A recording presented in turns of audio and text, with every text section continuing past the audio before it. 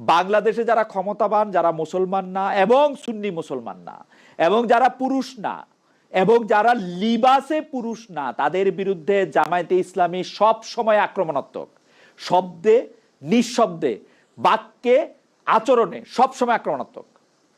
যদি বরে না হয় সেটা আমি আর কিছু বললাম না, সব সময় আমি এটার সাথে একটু দ্বিমত করব। আমি এটাকে একটু ডিফারেন্টলি ফ্রেম করব, আমাকে একটু টাইম দেন। ফ্রেমটা হলো এরকম যে আমরা যদি বাংলাদেশের সমাজ ব্যবস্থার দিকে তাকাই, তাইলে আপনি এইখানে অনেকগুলো সাম্প্রদায়িক এলিমেন্ট পাবেন যেটা সমাজের মধ্যে আছে। যেমন ধরেন এই যে মাজার ভাঙ্গার কথা আপনি বলতেছেন, জামাত ইসলাম কিন্তু কোনোদিন কোনো মাজার ভাঙ্গার পক্ষে বলে নাই।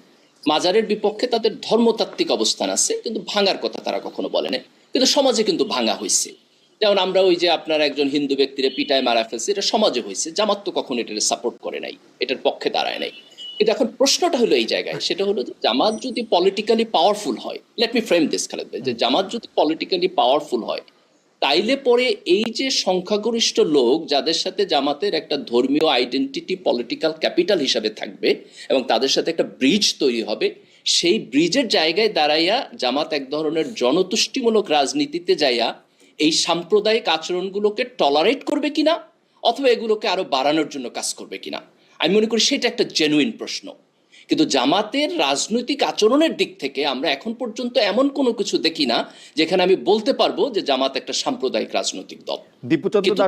দীপুচন্দ্র দাসকে যখন পুরায় মারা হলো, জামাত থেকে আমি কোনো স্ট্রং প্রতিবাদ দেখি নাই। রামুর গ্রামকে যখন আগুন লাগাই দেওয়া হয়েছে, হ্যাঁ জামাত বলতে পারে আমি সাপোর্ট করি নাই, কিন্তু কোনো স্ট্রং প্রতিবাদ দেখি নাই। ওই লোককে যখন কবর থেকে তুলে আইনা পুরায় মাইরা ফেলা হয়েছে, জামাত কোনো কিছু বলে না। ও আহমদিয়ার কথা বলছে বাকিবিল্লাহ, আহমদিয়ার ক্ষেত্রে জামাতের অবস্থান খুবই ঘুলুমুলু। আপনি যতগুলি অন্যায়ের ক্ষেত্রে আপনি ফ্রেমিং করতে পারেন লিবাস দেয়া, যে এই লোক আসলে আগে শিবির করতো বা এই লোক আগে মাদ্রাসায় পড়ছে, সেই জায়গার ক্ষেত্রে, বা এই লোক মাদ্রাসায় পড়ে নাই, এই লোক শিবির করে নাই, সেই সব জায়গায় আমি কিন্তু প্রতিটা জায়গায়, বা তার বাংলা নাম, আমি প্রতিটা জায়গায় জামায়াতে ইসলামের অবস্থান আমি দেখি যে আমি এটা কোশ্চেন করতে পারি যে জামাত ইসলামের অবস্থান। খালেদ ভাই, আপনি কোশ্চেন আহমদিয়ার ইস্যুটা আমরা বাইরে রাখি, এটা থিওলজিক্যালি যথেষ্ট কমপ্লিকেটেড জায়গা। আপনার মানে তারা মানে ইসলাম ধর্মের পার্ট না, এটা নিয়ে তো সবাই এগ্রি করে। তো তাদের আইডেন্টিটিকে আমরা কিভাবে ডিল করব, এটা বাইরে রেখে আমরা বাকি জায়গায় আসি। দেখেন, আপনি যতগুলো কথা বলছেন এর কোথাও আপনি দেখবেন না যে জামাত এই রংগুলোকে কখনো সাপোর্ট করছে না। আমি খুব বিনয়ের সঙ্গে আপনাকে দেবুত করি, আপনারা এইবার 5-7 জনকে এইবার 5-7 জনকে এইবার আপনারা সংসদে আনছেন। একটা সেকেন্ড বাকি আমি একটা বলি, বাকি একটা সেকেন্ড আপনি আমার দেন।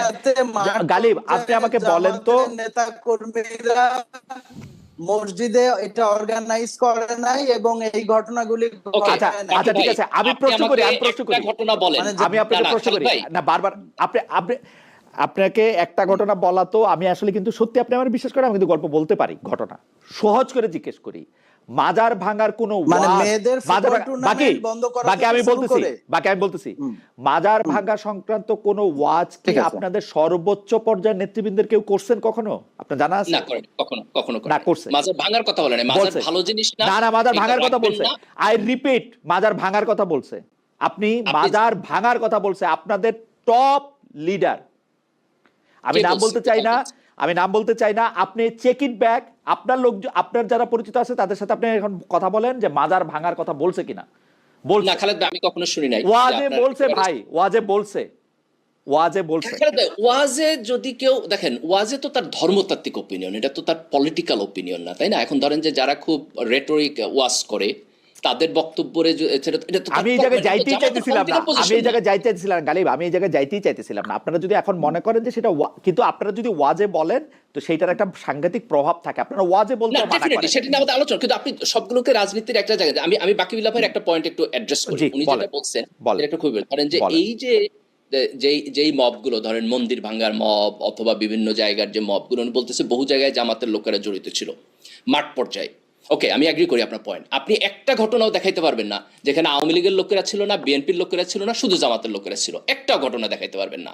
এগুলো মূলত একটা সামাজিক ঘটনা যেখানে স্থানীয় লোকেরা গেছে। স্থানীয় লোকের মধ্যে আওয়ামী লীগও আছে, বিএনপিও আছে, জামাতও আছে। তো এটাকে আপনি আলাদা করে জামাত আইডেন্টিফাই করার কিছু নাই।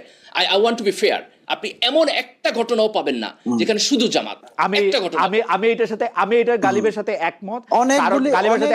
আমি বলি গালিবের সাথে আমি কেন একমত। রামুর ঘটনা আমরা পুলিশে পোশাক পরে দেখছি, পুলিশ কইছে জানলে আমিও চলে যেতাম।